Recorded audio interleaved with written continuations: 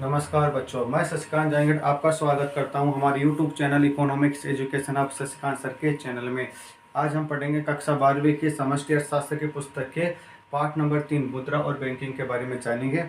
आज का जो टॉपिक है उसका नाम है कि केंद्रीय बैंक द्वारा साख नियंत्रण के मात्रात्मक और गुणात्मक उपाय या मुद्रापूर्ति के उपकरण, मुद्रापूर्ति के नियंत्रण के उपकरण, उसके बारे में हम चर्चा करेंगे। देखो बच्चों, मुद्रापूर्ति के नियंत्रण के बारे में हमेशा परीक्षण पूछा भी जाता है, इसलिए आज का जो वीडियो है इसे अंत तक जरूर देखना, क्योंकि आज हम पढ़ेंगे मात्रात्मक और गुणात्मक उपकरण।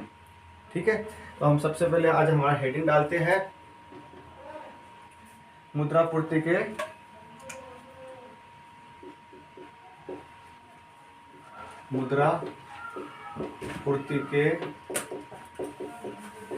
नियंत्रण के उपकरण या साख नियंत्रण के उपाय। तो ध्यान देना बच्चों, मुद्रापूर्ति के नियंत्रण के उपकरण और साख नियंत्रण के उपाय दोनों एक ही नाम है, दोनों एक ही चीज है। तो सबसे पहले हम बात करते हैं मात्रात्मक उपकरण, मात्रात्मक उपकरण या उपाय की। तो ध्यान देना बच्चों, परीक्षा में मात्रात्मक या गुणात्मक उपकरण जरूर पूछे जाते हैं, तो इनको एक एक करके समझना। तो साख नियंत्रण के उपाय या मुद्रापूर्ति के नियंत्रण के उपकरण वो जानेंगे। तो पहला है मात्रात्मक उपकरण या उपाय। पहला नंबर पे है बैंक दर। बैंक दर, देखो बैंक दर क्या होती है कि बैंक दर वह दर है जिस पर केंद्रीय बैंक प्रथम श्रेणी के बिलों के आधार पर व्यावसायिक बैंकों को ऋण उपलब्ध करवाता है, उसे बैंक दर कहते हैं। तो ध्यान देना बच्चों, बैंक दर क्या होगी कि बैंक दर वह दर है जिस पर केंद्रीय बैंक प्रथम श्रेणी के बिलों के आधार पर व्यावसायिक बैंकों को ऋण उपलब्ध करवाता है, उसे बैंक दर कहते हैं। अर्थव्यवस्था में मुद्रा की पूर्ति में वृद्धि करनी है तो बैंक दर में कमी की जाएगी, तथा मुद्रा की पूर्ति में कमी करनी है तो बैंक दर में कमी की जाएगी, और मुद्रा की पूर्ति में वृद्धि करनी है तो मुद्रा की पूर्ति में कमी करनी है तो उस स्थिति में बैंक दर में तो वृद्धि की जाती है। मुद्रा की पूर्ति में कमी करनी है तो उस स्थिति में मुद्रा की पूर्ति में कमी करनी है तो उस स्थिति में बैंक दर में वृद्धि की जाती है, और मुद्रा की पूर्ति में वृद्धि करनी है तो उस स्थिति में बैंक दर में कमी की जाती है। यानी कहने का मतलब अपोजिट संबंध है, तो उसको समझेंगे हम। तो देखना बच्चों, बैंक दर वह दर है जिस पर केंद्रीय बैंक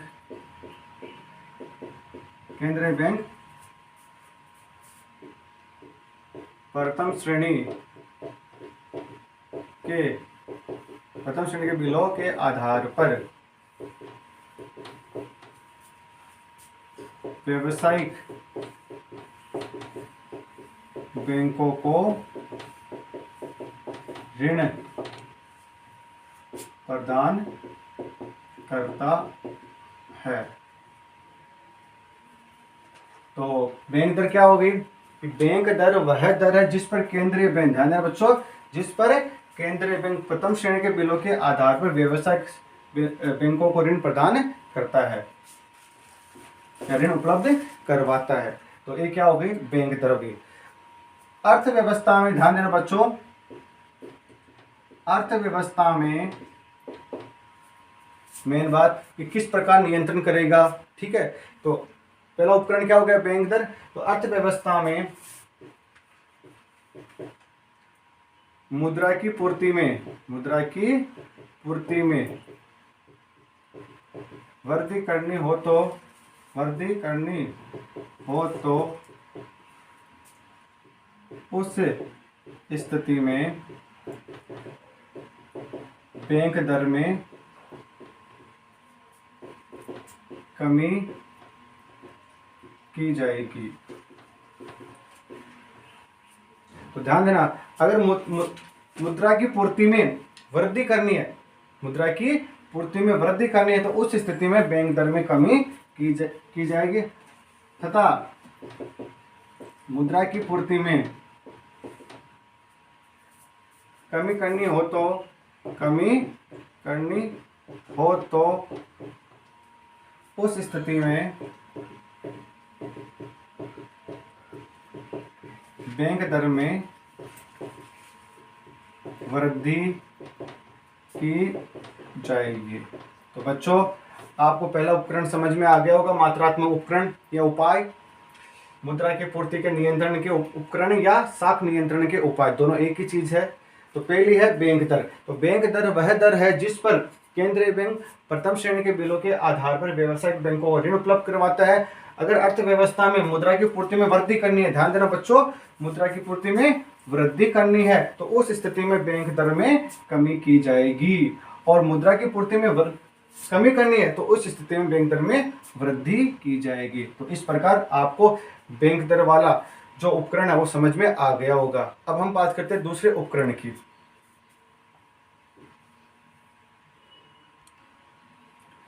पहला तो क्या, बैंक दर। अब दूसरा है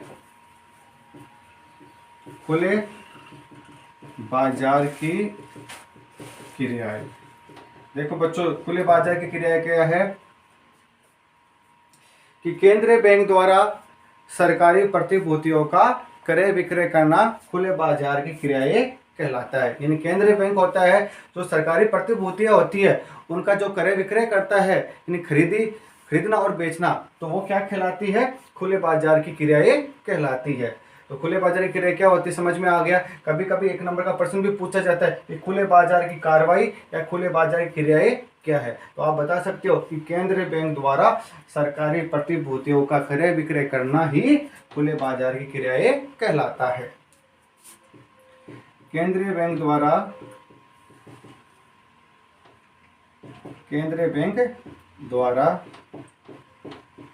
सरकारी प्रतिभूतियों का क्रय विक्रय करना ही केंद्रीय बैंक द्वारा सरकारी प्रतिभूतियों का क्रय विक्रय करना ही खुले बाजार की क्रियाएं कहलाता है। तो खुले बाजार की क्रियाएं क्या होती है समझ में आ गई होगी। इस केंद्रीय बैंक द्वारा सरकारी प्रतिभूतियों का क्रय विक्रय करना ही खुले बाजार की क्रियाएं कहलाता है। मुद्रा की पूर्ति में वृद्धि करने के लिए, ध्यान देना बच्चों, मुद्रा की पूर्ति में वृद्धि करने के लिए जो केंद्रीय बैंक है वो सरकारी प्रतिभूतियों को खरीदता है, यानी क्रय करता है। ध्यान देना बच्चों, मुद्रा की पूर्ति में वृद्धि करने के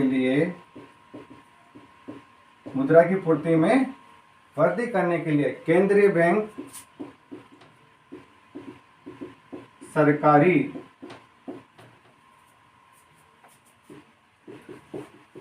प्रतिभूतियों को क्रय करता है। तो समझ में आ गया होगा कि मुद्रा की पूर्ति में वृद्धि करने के लिए केंद्रीय बैंक क्या करता है, सरकारी जो प्रतिभूतियां है उनको क्रय करता है, यानी खरीदता है। देखो बच्चों, ये क्या करेगा, जैसे सरकारी जो प्रतिभूति है जब खरीदेगा ना, तो अपना जो पैसा है वो क्या करेगा, व्यावसायिक बैंकों को देगा। तो व्यावसायिक बैंकों की क्या है, जो नकदी है वो बढ़ जाएगी, और बढ़ने से क्या होगी, उनकी जो मुद्रा की पूर्ति है उसमें वृद्धि होगी। तो हम कह सकते हैं कि मुद्रा की पूर्ति में वृद्धि करने के लिए केंद्रीय बैंक सरकारी प्रतिभूतियों को क्रय करता है, यानी खरीदता है। मुद्रा की पूर्ति अर्थव्यवस्था में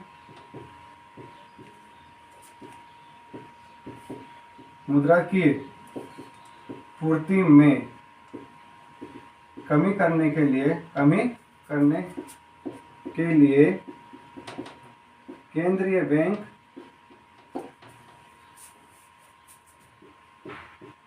सरकारी प्रतिभूतियों को विक्रय यानी विक्रय करता है।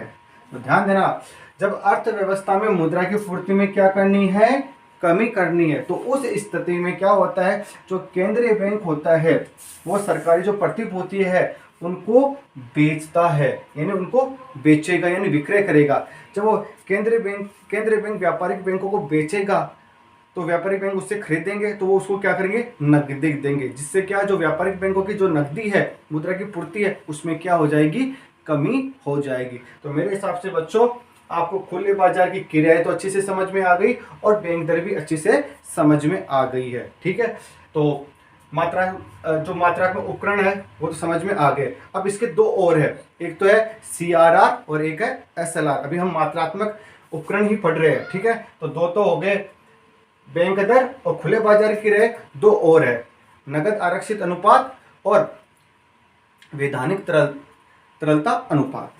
तो हम जानेंगे क्या है। तो बच्चों इनको नोट करते रहना, ये परीक्षा की दृष्टि से इंपॉर्टेंट है। इससे जो पिछला वीडियो है उसमें हमने केंद्रीय बैंक के कार्य बताए थे, वो भी इंपॉर्टेंट है। कहने का मतलब है ये जो मुद्रा जो बैंकिंग वाला चैप्टर है वो इजी चैप्टर है और इसमें से अधिकतर प्रश्न पूछे भी जाते हैं, इसलिए इन वीडियो को अच्छे से देखना है और समझना है।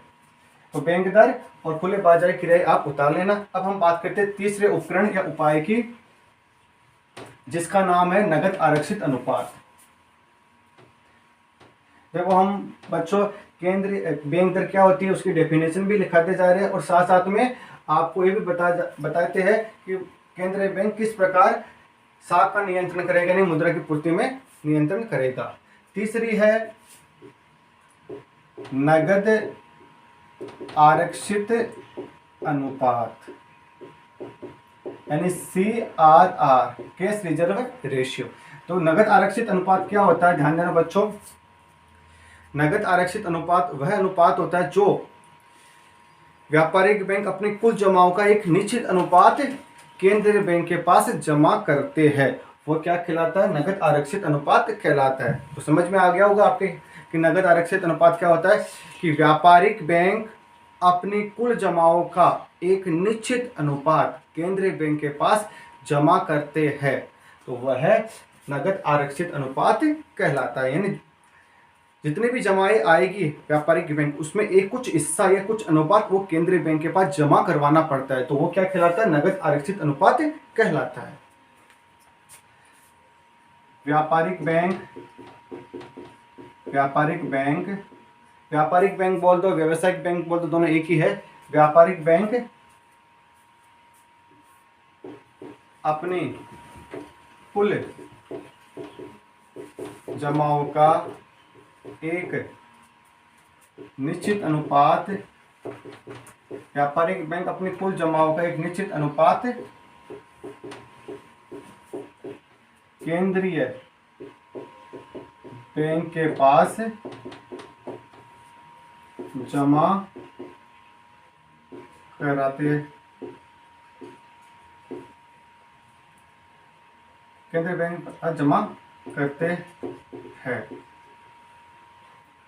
उसे नगद आरक्षित अनुपात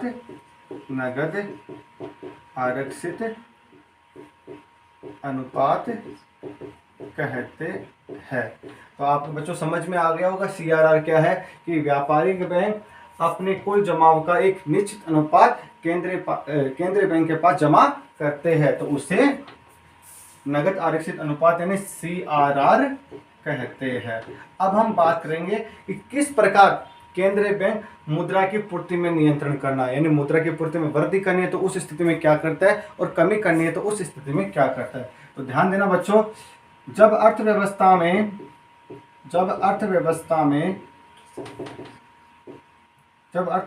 में मुद्रा की पूर्ति में वृद्धि करनी हो, तो जब अर्थव्यवस्था में मुद्रा की पूर्ति में वृद्धि करनी हो तो नगद आरक्षित अनुपात यानी CRR में कमी करनी पड़ती है, यानी मुद्रा की पूर्ति बढ़ानी है तो उस स्थिति में CRR में कमी करनी पड़ेगी। तथा जब अर्थव्यवस्था में मुद्रा की पूर्ति में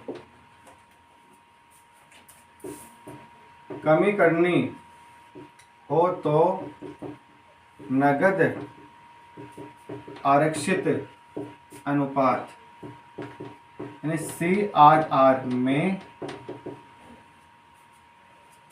वृद्धि करनी पड़ती है। तो बच्चों समझ में आ गया होगा कि नगद आरक्षित अनुपात क्या है कि व्यापारिक बैंक अपनी कुल जमाओं का एक निश्चित अनुपात केंद्रीय बैंक के पास जमा करते हैं तो उसे नगद आरक्षित अनुपात यानी CRR कहा जाता है, यानी CRR कहते हैं। जब अर्थव्यवस्था में मुद्रा की पूर्ति में क्या करनी है, आपको वृद्धि करनी है यानी मुद्रा की पूर्ति बढ़ानी है तो उस स्थिति में करनी हो तो नगद आरक्षित अनुपात में क्या करनी पड़ेगी, कमी करनी पड़ेगी। यानी मुद्रा की पूर्ति बढ़ानी है तो उस स्थिति में आपको CRR में कमी करनी पड़ेगी। परंतु जब अर्थव्यवस्था में मुद्रा की पूर्ति में कमी करनी है, मुद्रा की पूर्ति घटानी यानी कमी करनी है तो उस स्थिति में CRR में वृद्धि करनी पड़ेगी। तो इस प्रकार केंद्रीय बैंक शाख का नियंत्रण करता है, CRR के माध्यम से मुद्रा की पूर्ति को नियंत्रित करता है। तो CRR समझ में आ गया होगा आपके। अब है हमारा चौथा उपकरण वैधानिक तरलता अनुपात, जिसे SLR कहा जाता है। ठीक है।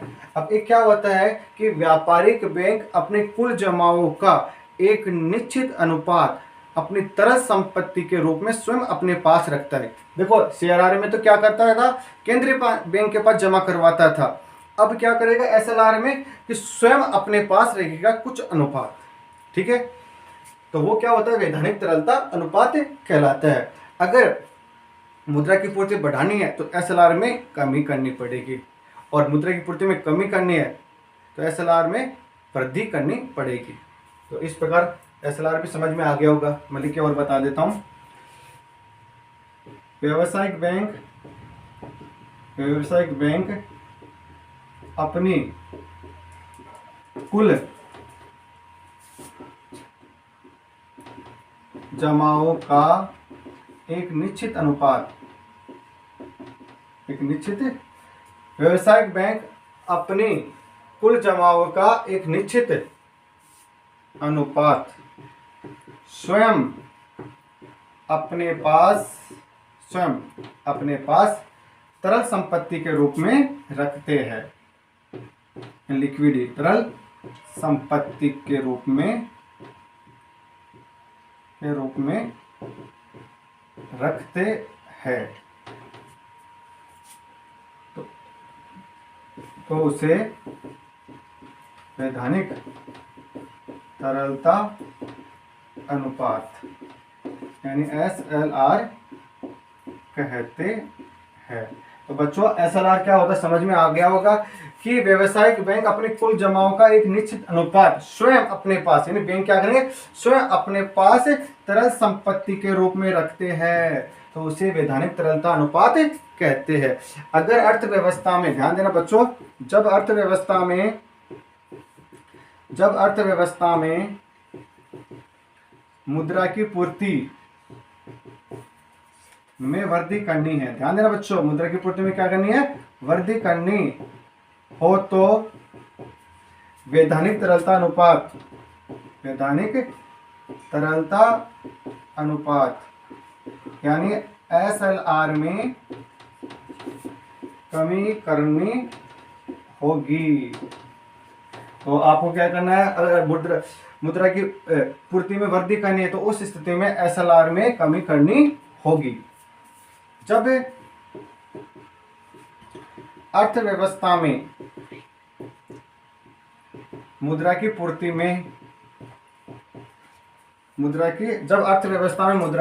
में कमी करनी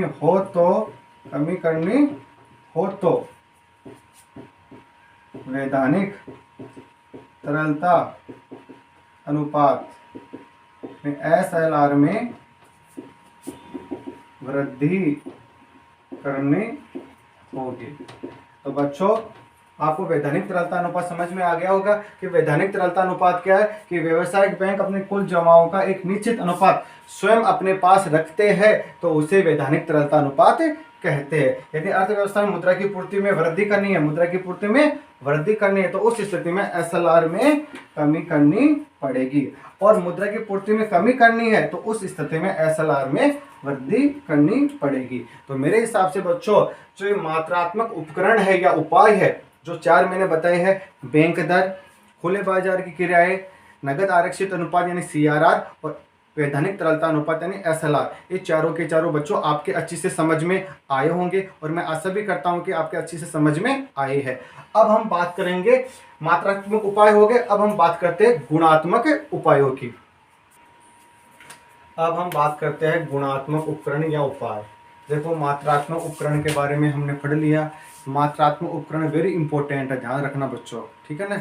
अब हम बात करते हैं गुणात्मक साख नियंत्रण, गुणात्मक उपाय या उपकरण। तो पहला है चयनात्मक साख नियंत्रण, ध्यान देना बच्चों, चयनात्मक साख नियंत्रण केंद्रीय बैंक द्वारा विशिष्ट क्षेत्रों, ध्यान देना बच्चों, केंद्रीय बैंक द्वारा विशिष्ट क्षेत्रों और विशिष्ट आवश्यकता वाले समूह के लिए, यानी विशिष्ट क्षेत्रों और विशिष्ट आवश्यकता वाले समूह के लिए चयनात्मक साख नियंत्रण के लिए उपाय अपनाते हैं जो इस प्रकार है। यानी विशिष्ट क्षेत्र और विशिष्ट आवश्यकता वाले समूह के लिए कुछ चयनात्मक साख नियंत्रण उपाय अपनाते हैं जो इस प्रकार है। पहला है ऋण की सीमाओं में परिवर्तन, यानी ऋण की सीमाओं में वो परिवर्तन कर देते हैं, यानी ऋण में वृद्धि करनी है या कमी करनी है वो विशिष्ट क्षेत्र और समूह के अनुसार किया जाता है, ऋण की सीमाओं में परिवर्तन करते हैं। दूसरा है विनिमय बिलों की ब्याज दर में भिन्नता, क्या होती है, जो विनिमय बिलों की ब्याज दर है उनमें भिन्नता भी हो सकती है, यानी भिन्नता है। तीसरी है विशिष्ट क्षेत्रों में ऋणों की जांच व नियंत्रण, ध्यान देना जो विशिष्ट क्षेत्र है उसमें जो ऋण दिए उनकी जांच और उन पर नियंत्रण करना। और चौथा है जो विलासिता वस्तुओं के ऋण की अलग अलग किस्त का निर्धारण करना, यानी विलासिता वस्तुओं की ऋण की किस्त अलग अलग निर्धारित करना। तो इस प्रकार पहला है चयनात्मक साख नियंत्रण। तो समझ में आ गया होगा कि इसमें मुख्य बात क्या है, जो विशिष्ट क्षेत्र और विशिष्ट आवश्यकता वाले समूह है उसके लिए कुछ चयन किया जाता है, ठीक है, कि साख नियंत्रण किस प्रकार हो। तो ये चार उपाय बताए मैंने, ठीक है। फिर है साख की राशनिंग। देखो बच्चों साख की राशनिंग क्या होती है कि इसके अंतर्गत केंद्रीय बैंक द्वारा भिन्न भिन्न क्षेत्रों के लिए साख की राशनिंग कर दी जाती है। साख की राशनिंग का मतलब क्या है कि यह बैंक सीमा बैंक के अनुसार अलग अलग होती है, यानी इसकी सीमा क्या होती है, बैंक के अनुसार अलग अलग निर्धारित होती है।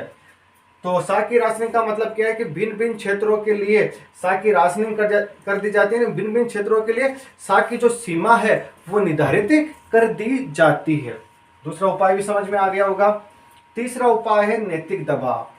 इसके अंतर्गत केंद्रीय बैंक व्यापारिक बैंकों को सलाह और मार्गदर्शन करता रहता है समय समय पर। ध्यान देना जो केंद्रीय बैंक है, जो व्यापारिक या व्यवसायिक बैंक है, उनको समय समय पर सलाह भी देता है और उनको मार्गदर्शन भी करता रहता है, और इसी के द्वारा उसकी साख निर्माण नीति को नियमित करने का प्रयास भी करता है। क्यों, जो सलाह और मार्गदर्शन के द्वारा क्या करता है, साख निर्माण की जो नीति होती है उसको नियमित करने का प्रयास करता है। फिर भी अगर साख नियंत्रण के लिए केंद्रीय बैंक नैतिक दबाव भी बना सकता है, यानी साख को नियंत्रित करना है, यानी मुद्रा की पूर्ति को नियंत्रित करना है, तो उसके लिए वो क्या करता है, समय समय पर नैतिक दबाव भी बना सकता है। फिर चौथा है प्रचार। केंद्रीय बैंक देखो समय समय पर विज्ञापनों के माध्यम से व्यापारिक बैंकों को, जनता को और अर्थव्यवस्था में क्या है प्रचार करता रहता है कि किस प्रकार मुद्रा की पूर्ति को नियंत्रित किया जा सके। और लास्ट में है प्रत्यक्ष कार्रवाई, यानी सब उपाय अपनाने के बाद भी अगर कोई व्यापारिक बैंक या व्यवसायिक बैंक मतलब केंद्रीय बैंक की बात ना माने, उसकी नीति का पालन ना करे, ठीक है। तो उस बाद में वो क्या करता है, प्रत्यक्ष कार्रवाई करता है, यानी उस पर कठोर कार्रवाई करेगा। तो इस प्रकार एक गुणात्मक उपाय है। तो मेरे हिसाब से बच्चों आज की वीडियो में हमने मुद्रा की पूर्ति के नियंत्रण के उपकरण और शाख नियंत्रण के उपाय पढ़े। मात्रात्मक उपाय आपके अच्छे से समझ में आए होंगे और चयनात्मक शाख नियंत्रण के उपाय भी आपके अच्छे से समझ में आए होंगे। इनको आप नोट करते रहना। तो आज की वीडियो में हमने मात्रात्मक और गुणात्मक उपकरण पढ़े मुद्रा की पूर्ति के। ध्यान देना बच्चों, आज का वीडियो वेरी इंपॉर्टेंट है, इसको अच्छे से समझना।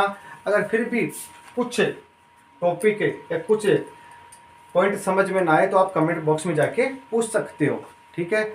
तो नोट्स उतारते रहना सब बच्चों। तो आज का वीडियो अगर अच्छा लगा तो चैनल को सब्सक्राइब कीजिए, लाइक कीजिए और अधिक से अधिक शेयर कीजिए। धन्यवाद।